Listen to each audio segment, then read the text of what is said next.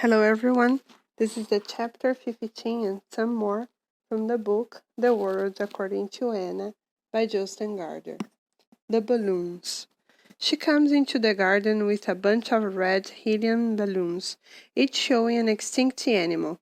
She walks down to the staging post to sell them because she's saving up for a new terminal. Many travelers will buy a lion or gorilla balloon for their children, she thinks. In the garden, her mom and dad are both on step ladders, hand-pollinating the fruit trees. Bees are a thing of the past. Their numbers started to fall 100 years ago, for a variety of reasons. Then, all of a sudden, they died out completely. Now people have to do by hand the painstaking work performed by billions of bees. Her mom and dad wave to her from their ladders. Both are wearing blue overalls. She thinks how beautiful her mom is and how handsome her dad looks. Nice balloons, says her dad. It's almost a shame to sell them, her mom adds. Nana comes into the garden carrying a big tray. She has made a casserole. Nova knows the food is synthetic. She's sick of all this synthetic food, even though she's told it contains all the nutrients she needs. Nana asks for help setting the garden table, which has already been adorned with a vase of red tulips. She walks towards Nana to take something from the tray. She tries to move the balloons from her right to her left hand, but for a fraction of a second her concentration slips and she lets go of the balloons. It happens so quickly. For no more than a quarter of a second she loses her grip on the strings and the balloons rise an arm's length above her head, still so near that she could almost jump up and catch them. She jumps and grabs at them, but she's a tiny bit too late, and the balloons continue to rise, dispersed by the wind, now shrinking red dots against the blue sky. The swimming pool. There were two possibilities. Either Anna had simply dreamed up the distant future, which she'd just seen the night before. A whole chain of colorful episodes had been queued up, like pearls on a string, from the moment she went to bed to the moment she woke up. Or else she had been plucking her dreams from this same universe for a long time. But this was the first time she had remembered them all. The dream about Nana and the red ring was definitely from last night because she had woken up during it, and perhaps that dream had rescued all the others from a sea of oblivion. Which of the possibilities was more likely, and which made more sense? But perhaps there was a third possibility, and Anna was not ready to rule it out. Everything she had dreamed might have been true. Perhaps she really did have a great-grandchild far in the future, a miracle child who, in some magical way, transmitted her thoughts to her great-grandmother when that great-grandmother, Anna, was a girl herself. There was so much in nature that we didn't understand. Time, for example. What is time? One thing was sure, though. Nova's mom and dad, who had been hand-pollinating the fruit trees, had looked nothing like her own parents. They didn't look like anyone Anna had ever met. She couldn't recall ever having seen a woman as beautiful as Nova's mother, not even in films. She had never met a man as handsome as Nova's father, either. The glint in his eyes was unforgettable. Anna would have walked 100 miles to set eyes on him again. Either she was psychic, and the people she had seen in her dreams were real and would live at some point in the distant future, or she had created the two very special individuals from nothing more than her imagination. It was very fertile after all, but which option was more exciting? Perhaps she was the one who had created them. If she were arty, she could have drawn Nova's parents' faces down to the very last detail. If she saw them in the street, she would recognize them instantly and go and say hello. One of them, either the mom or the dad, could have been Anna's grandchild. Again she was reminded of the letter Nova had found online, the letter Nana had written when she was a young girl. But that was Anna, of course. She felt giddy as all the connections dawned on her, as she thought about consciousness and dreams. But what was consciousness? And what were dreams? While she was in the bathroom, she remembered one time that spring when she had gone down to the garden. Mom had been walking around with a very long measuring tape. Anna asked her what she was doing, and Mom said they were maybe going to dig up the garden and get a swimming pool. It wasn't that expensive, she said. She estimated was much cheaper than she or Dad had imagined. At first, Anna just gaped in amazement. Then she wondered whether her mom had taken leave of her senses. There was no room in the garden for a swimming pool, but Mom insisted there was plenty of room for a pool. And she knew because she was measuring it. Of course they would have to dig up the fruit trees, and the roses and the red currant bushes. There was also a beehive in the tiny garden, but Dad had decided to stop beekeeping ages ago. The summer's so short, Anna. It's nice to have a refreshing swim when it's hot, and it will be good exercise. There was a white bench on the lawn and some garden chairs. Anna beckoned her mother over and told her to sit down. She did as she was told, and Anna sat down on the chair opposite so she could look her mother in the eye. Has your estimate factored in the benefits of a garden? What about all the pears and plums we'll lose? All the pears and plums we'll lose. What about all the cherries and red currants and roses?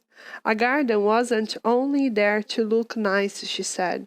A garden was a home for nature, but at the same time she loved the elegant lawn, with its red and white clover, just the way it was. She loved walking around in the garden and being part of it, and, in case her mom hadn't noticed, she still loved climbing the pear tree. I'm happy here, Anna said. The swimming pool was never talked about again. The tulips. She's walking along the river with a bunch of red tulips which she has probably bought from the shop. Suddenly she hears loud bangs on the other side of the river. She crosses the bridge and can hear rhythmic blows coming from the pine forest on the ridge of the hill. She sees one tree fall, and then another. She follows a narrow path to the top where the banging is loudest, and sees a group of men in blue uniforms. They are striking the trees with axes. There are maybe 20 men in all. They tower over her. They look as though they're 2 meters tall and weigh 100 kilos. One of the men is wearing a red fez. He must be the foreman. She walks over to him and peers up into his cheery blue eyes. He rests his axe on the ground. What's going on? She asks. The man wipes sweat from his brow. We're cutting down the forest. Why? He laughs, and she thinks her question must have sounded naive, but the man is not unfriendly. They're going to build a wind farm here, and so the forest has to be cleared. You win some, you lose some, young lady. That's how the world works. I think it's a shame to lose the forest. He laughs again and looks at the red tulips, but perhaps that's not the point. What do you mean? Ask me how long it will take us to complete this job. How long will it take you to complete this job? He raises his thumb to the sky. It's early spring now. There are 20 of us, and our axes are sharp. I reckon we can do this by Christmas. She nods. Merry Christmas to you, then. She passes him the tulips and adds, Here you go. I believe they're for you. The big man bows respectfully. Thank you very much. Shall I tell you what the funny thing is? She's confused. She looks up into his big blue eyes and nods. If I had a can of petrol and a chainsaw, I could have done this job in a couple of days on my own. The ignition key. As Anna turned to go, she caught sight of the 2 boxes. What is the world, and what has to be done? She put all the printouts and cutties into plastic sleeves and squeezed them into the pocket of her blue anorak, along with her phone. Soon she was on her way to the petrol station. She carried the skiing poles in her left hand and the skis over her right shoulder.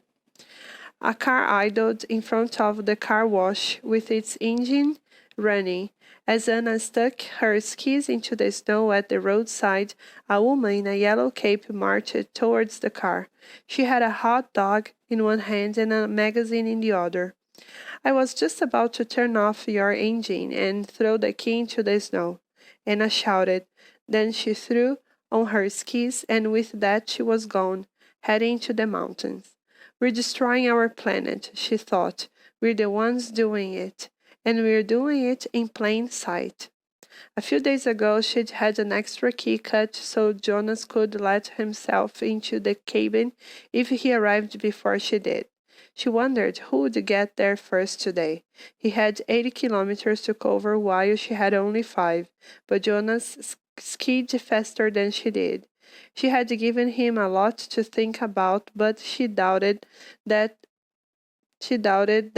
would slow him down. It probably speeds him up. The faster you think, the faster you ski, and vice versa. The faster you ski, the faster you think. While when I skied, she thought about the hostage drama in Somalia and the strange conversation she'd had with Benjamin. Before she set off, she had looked at the headlines and Googled news from Somalia. She had read that foreign fleets caught a lot of fish off the coast, and that might be a factor in the piracy problem. Boats, from the EU no less, had been fishing illegally in Somali waters for a long time, bringing in catches worth several $100 million a year.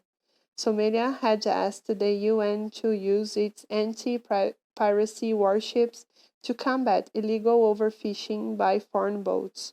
She read that Somalia was protesting against Kenya's plans to drill for oil off Somalia's coast. According to the UN's Convention on the Law of the Sea, many of the areas in question belong to Somalia. 4 major oil companies were involved, among them Norwegian Statoil, but there was no news of the hostages, only an article which said no ransom demands had been made so far. Anna reached the higher farms with long, gliding movements. When she reached the last farm, she stopped for a moment, hypnotized by the sight of a green post box. Hadn't she dreamed about green post boxes? Or had she dreamed about machines? She couldn't quite remember what that dream had been about, but perhaps her dreams would come back to her as the day went on. It was barely 12 o'clock. She reached the Laya forest, where Nova had sat with her under the stars. She stopped to catch her breath, clutching her ski poles and smiling to herself. Anna had a secret hiding place, a natural clearing which was almost free of light pollution in winter because it was sheltered from the village and the slalom run. She could stand in complete darkness, looking into the night just as Nova had done. Planet Earth was more breathtaking than all the things in the sky put together. Wasn't a squirrel more remarkable than a black hole? A hare or a fox meant more to her than a dead supernova. But Anna didn't only go into Laya Forest at night. Once, not long ago, she'd had an argument with Jonas and had wanted to be alone. They'd fallen out over her visions, and she had been so fed up afterwards that she'd run away to the woods. She had never seen a show in that space between trees, but she had seen deer. She had always thought deer were more mysterious than humans. They had no job to go to. They didn't go to school, and they never had some work. They didn't have to think about houses or religion or taking out insurance. They didn't have names or an ID number, and they belonged to no one. They just were, and yet they were no less soulful for that. How would it feel to be inside the head of a deer? Would it feel different from being the head of a camel? In the dream, Nova had been sitting in the same clearing. No, she hadn't sat there. She would sit there with her terminal 7 years from now. Anna wasn't sure it was a coincidence that Nova had chosen the same special place as Anna had. Maybe Nana had taken her there once. Anna decided that if she ever became a great-grandmother to a girl called Nova, she would show her this very clearly. She realized her thoughts were going round in circles, and she laughed. She laughed so loudly that she frightened ptarmigans from the shrubs. Soon she set off again, and a quarter of an hour later she was up on the plateau. The giant mountain lay bathed in winter sunshine, its bare rock face looming ahead.